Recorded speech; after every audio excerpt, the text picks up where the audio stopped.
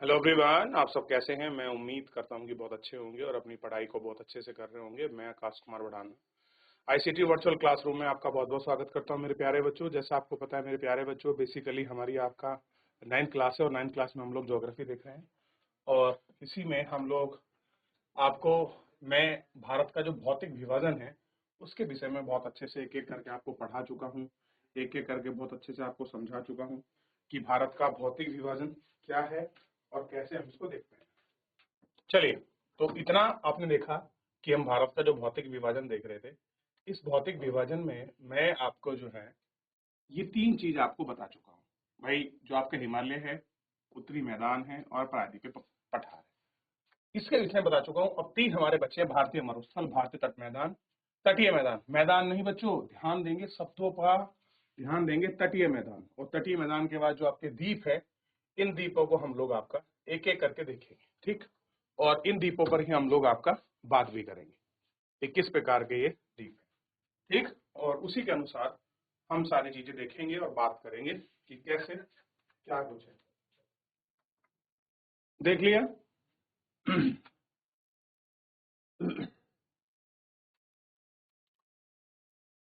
अब आप मुझे बताइए, जो आपका हिमालय पर्वत है, अच्छा ये बताइए, रिवीजन बाद में करेंगे अभी चैप्टर के बाद, या पहले पढ़ा दो फिर रिवीजन करें? चलिए पहले पढ़ लेते हैं, फिर उसके बाद कुछ रिवीजन करेंगे ताकि पूरा चैप्टर आपको साथ याद हो जाए। ठीक है, ये आपको देखना। अब हम जो प्रायद्वीपीय पठार है उस पर हम लोग लगभग लगभग सारे पे बात कर चुके हैं कि क्या प्रायद्वीपीय पठार है, क्या पेनिनसुलर इंडिया है, कैसे कुछ दिखता है, क्या स्थिति है, क्या उसका है। इन सभी को हम लोग आपका देख चुके हैं, ठीक। और इसी पर हम लोग बात भी कर चुके हैं। आगे बढ़ते हैं, बात करेंगे भारतीय मरुस्थल की। भारतीय मरुस्थल, अब जैसे ही मरुस्थल का नाम आता है, डेजर्ट हमारे दिमाग में आता है, रेत के टीले, चलती हवा, बढ़ते यांगडंग, बनती आपके जालीनुमा आकृतियां, ठीक, बनते कयाल, ठीक, और बड़े बड़े ऊंट, और हमारे दिमाग में राजस्थान जैसा कुछ लुक ऑटोमेटिक आता है, या फिर अल हबीबी आता है। ऐसे सोचते होंगे ना। जबकि राजस्थान जो आपके मरुस्थल हैं उनकी संरचना, उनका स्ट्रक्चर बच्चों बहुत अलग है हमारी कल्पना से। देखिए, अरावली के पश्चिमी किनारे पर थार मरुस्थल है। तो अब ये हो गया अरावली, और ये जो पार्ट है अरावली के इधर, ये कौन सा है? वेस्टर्न पार्ट है। इसी के वेस्टर्न पार्ट में है थार मरुस्थल, सॉरी, थार मरुस्थल। अब मुझे बताइए, क्या थार मरुस्थल केवल अकेले भारत में फैला हुआ है या भारत के अलावा पाकिस्तान में भी फैला हुआ है? चलिए, कौन बच्चा बताएगा? कभी ना कभी तो कुछ पढ़ाई होगा। ये बालू के डिब्बों से ढका हुआ एक आपका तरंगिक मैदान है। कैसे? बालू के टीले हैं, उनसे आपका ढका हुआ है। इसमें प्रति वर्ष 150 मिलीमीटर से अधिक से कम वर्षा होती है, यानी कि 150 सेंटीमीटर से भी कम वर्षा होती है। अच्छा, मेरा क्वेश्चन ये था कि भारत का कौन सा क्षेत्र है जहां पर सबसे कम वर्षा होती है? चैप्टर का जो मैंने पढ़ा शुरुआत है तब मैंने आपको बताया था। चलिए, किस बच्चों को याद है कि भारत में सबसे कम वर्षा किस स्थान पर होती है? बताएगा कोई बच्चा? बताइए, भारत का ऐसा कौन सा स्थान है जहां पर सबसे कम वर्षा होती है? देखिए, तो आपको पता होगा कि थार का मरुस्थल तो पाकिस्तान में भी है, और लेह लद्दाख ऐसा क्षेत्र है जहां पर न्यूनतम वर्षा होती है 50 सेंटीमीटर से भी कम। अब देखिए, यहाँ कितनी हो रही है? 150 सेंटीमीटर, वहां कितनी हो रही थी? 50 सेंटीमीटर से भी कम वर्षा होती है। यह शुष्क जलवायु, शुष्क मतलब ड्राई है, टेम्परेचर ज्यादा है, तो आप ऑब्वियस पता है कि जो आपके ह्यूमिड है वो होने की नहीं है। इसमें वनस्पति बहुत कम है। वर्षा ऋतु में ही कुछ आपका सरिताएं दिखाई देती हैं, उसके बाद बालू में विलीन हो जाती हैं। पर्याप्त जल नहीं मिलता, वे समुद्र तक नहीं पहुंच पाती हैं। केवल लूनी ही सबसे बड़ी नदी है। मरकान यानी कि अर्धचंद्राकार बालू का टीला का विस्तार अधिक क्षेत्र में होता है, लेकिन लंबट टीले भारत पाकिस्तान के समीप प्रमुख हैं। कि टीले तो मिलते हैं, कैसे मिलता है? अर्धचंद्राकार बने होते हैं। इस नुमा में आप देखेंगे टीले कैसे होते हैं, ऐसे बने होते हैं, ऐसे बने होते हैं, या फिर ये जो आकृति है इस रूप में ये आकृति हमको दिखाई देती है, और यही आकृति कैसी है? अर्धचंद्राकार। तो इनको बोलते हैं बरकान। तो जो आपके बालू के चंद्राकार टीले बने होते हैं उसको बोला जाता है बरकान। लेकिन लंबट टीले भारत पाकिस्तान की सीमा के समीप प्रमुखता से पाए जाते हैं। यदि जैसलमेर जाएं तो बरकान समूह देख सकते हैं। कैसे हैं? बरकान समूह को हम लोग आपका देख सकते हैं। तो ये है आपका भारत और पाकिस्तान के बीच थाला फैला थार डेजर्ट। अब ये अभी हम बात कर रहे थे किस पर्वत की? तो एक आपकी पर्वत श्रृंखला हमने पढ़ी थी, उसका नाम था अरावली। तो ये अरावली पर्वत श्रृंखला है और यही है यहाँ पूरा फैला हुआ ये डेजर्ट है भारत और पाकिस्तान के बीच। इसी को बोलते हैं भारतीय महामरुस्थल। आपने चित्र बनाया है, उसमें आप इसका नोटिफाई कीजिए, इसको नोटिस कीजिए और इसको आइडेंटिफाई करें। आगे बढ़ जाए। चलिए, तो आपने क्या देख लिया? मरुस्थलों को आपने देख लिया। देखिए, प्रायद्वीपीय पठारों से जो है नदियां इस प्रकार निकलती, दिखाई दे रहे? कैसे आपकी नदियां निकल रही हैं? ठीक, ये भारतीय आपको मरुस्थल जो है आपको स्पष्ट दिखाई देगा और ऐसा कुछ मरुस्थल होता है। ठीक है, ये पनिहारी बोलते हैं वैसे लोकल भाषा में। पानी लेने के लिए दूर दूर तक वो लोग जाते हैं। देखिए, ऐसा कुछ देखने को मिलता है आप। चलिए आगे बढ़ जाएं। अब हम बात करते हैं जो आपके तटीय मैदान है उनकी।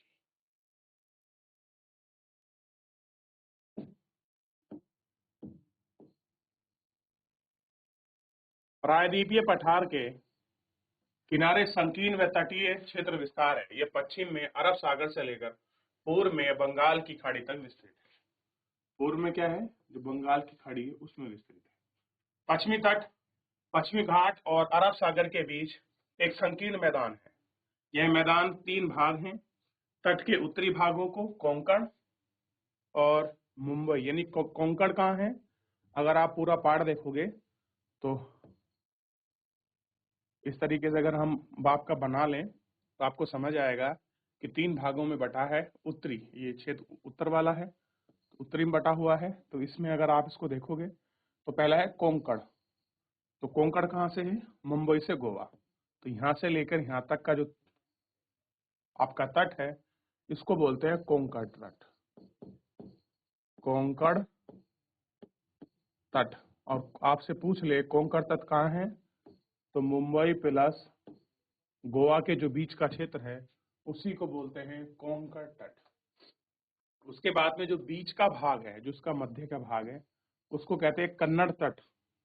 ठीक, और नीचे कहते हैं मालाबार। तो ये कहा हो गया गोवा से लेकर कर्नाटक और कर्नाटक से लेकर केरल तक।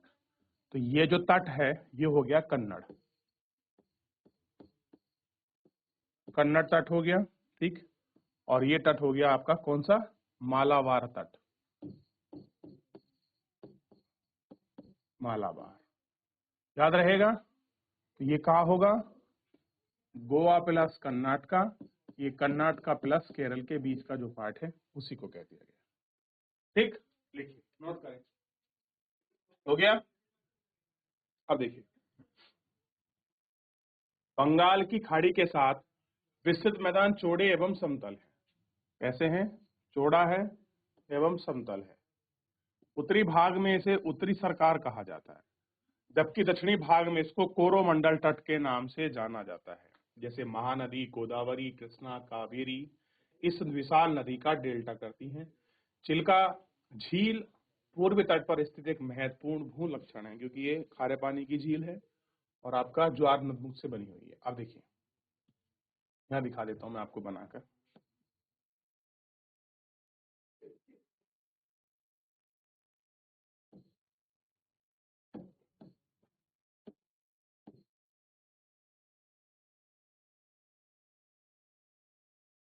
तो ये यहां से लेकर ये जो पार्ट है ये कौन सा है और ये कौन सा है? इसको कहते हैं कोरोमंडल तट। और ये कौन सा है? उत्कल तट। ध्यान रहेगा क्या कहते हैं? उत्कल तट। ठीक,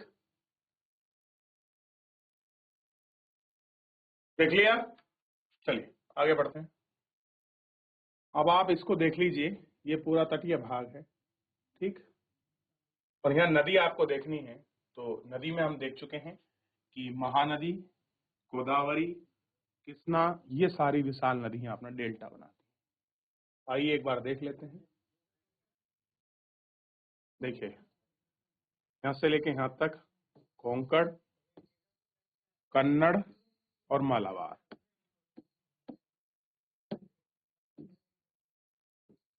ये तट कौन सा हो गया? मालाबार, ये कोंकण, ये कन्नड़, याद रहेगा? अब देखिए ऐसे इधर आ जाइए, इसको क्या बोला गया?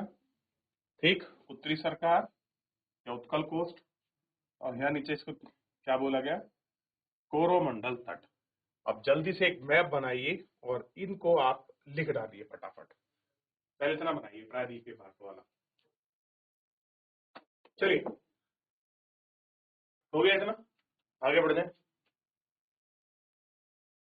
अब हम तटीय मैदानों की बात करते हैं, जो आपके कुछ तटीय क्षेत्र हैं उनको हम लोग एक बार देख लेते हैं। अब देखिए केरल के मालाबार तट पर स्थित लक्षद्वीप समूह की स्थिति को ज्ञात कीजिए। अब कहाँ देखना है? केरल राज्य है, उसके समीप मालाबार तट है, वहीं पर है लक्षद्वीप, इसको देखना है। और द्वीपों का यह संपूर्ण छोटा द्वीप प्रवाल से द्वीपों से बना है। तो मोस्ट इंपोर्टेंट करिए इसको, किससे बना हुआ है? कोरल ब्लीचिंग का है, यानी कि कोरल से बना हुआ है ये, ठीक।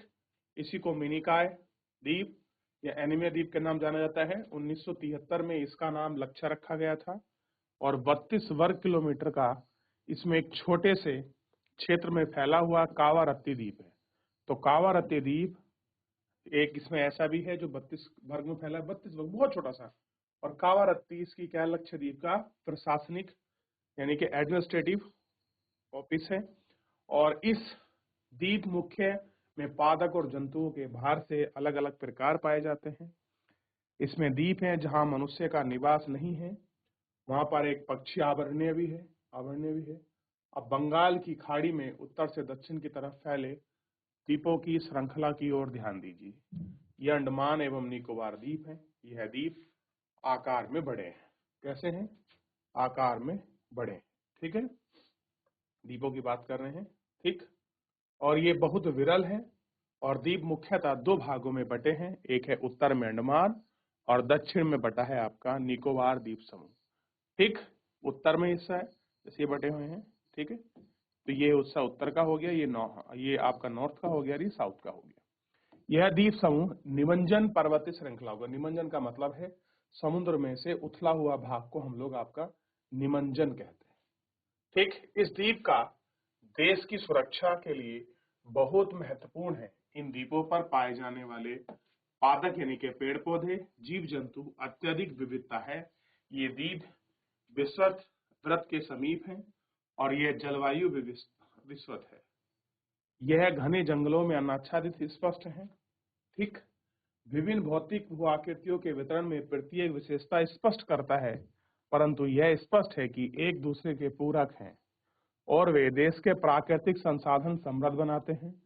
पर्वत जल वनों के प्रमुख हैं, उत्तरी मैदान अन्न भंडार हैं, इससे प्राचीनतम सभ्यताओं के विकास को आधार मिला है। पठारी भाग खनिज के भंडार हैं, जिन्हें देश के औद्योगिक में विशेषता भूमिका निभाई है। तटीय मरुस्थल पोत संबंधी क्रिया में उपयुक्त हैं। इस प्रकार देश के विविधता भू आकृति में विकसित अनेक संभावनाएं जो है आपका प्रदान करता है। तो सबसे पहले भारत का मैप देखिए, दोनों की स्थिति को देखिए, इसलिए मैंने कहा था आप भारत का मैप बना लीजिए। अब हमारे सामने इन द्वीपों को देखने की बारी है। तो ये है आपका, देखिए ये है केरल, और केरल के पास ये है मालाबार तट, और मालाबार तट के निकट है आपका लक्षद्वीप। और लक्षद्वीप किस में है? तो ध्यान दीजिए, ये है अरब सागर में। कहाँ है? अरेबियन सी। तो लक्षद्वीप कहाँ पर है? अरब सागर। उधर ये सारा फैला हुआ है, छोटे छोटे द्वीप समूह के निकट में है। ये देखिए, ये है अंडमान,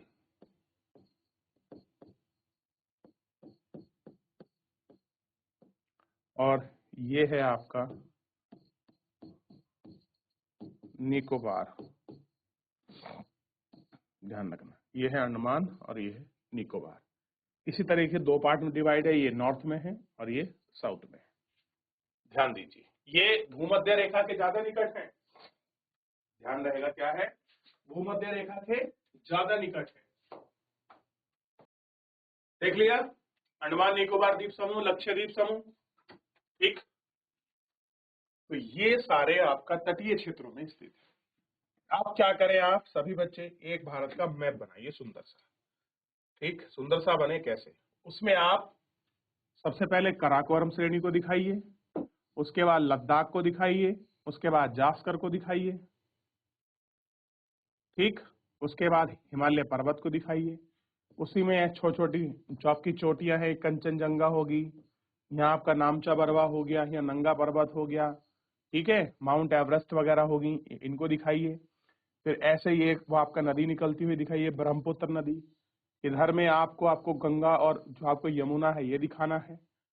अरावली की पहाड़ी, मालवा का पठार, मालवा का पठार नीचे विंध्या, विंध्या के नीचे सतपुड़ा, विंध्या और सतपुड़ा के बीच में कौन सी नदी है, तो आपको पता होना चाहिए कि यहाँ से नर्मदा बहती है। इसके नीचे महाबलेश्वर, महादेव की पहाड़ियां, छोटा नागपुर, दक्कन का प्लेट्यू, कोंकण तट, कन्नड़ तट, मालाबार तट, कोरोमंडल तट, उत्तरी सरकार तट, अंडमान निकोबार द्वीप समूह कहाँ पर है, इसमें बे ऑफ बंगाल में है। और अरब सागर में कौन सा है, लक्षद्वीप, और अरावली पर्वत, उसके पश्चिम में आपका महामरुस्थल। इन सबको इस तरीके से हिंदुकुश पर्वत, कुंतुनसान, और ऊपर से क्या है, तिब्बत का पठार, रूप ऑफ द बर्ड, जहां सारे मिलते हैं उसको बोलते हैं पमीर नोट या पमीर ग्रंथि। क्लियर है? चलिए, तो इतना आपको करना है, इतना आपको देखना है। तो फिलहाल चैप्टर भी समाप्त हो और आज के लिए इतना ही, धन्यवाद।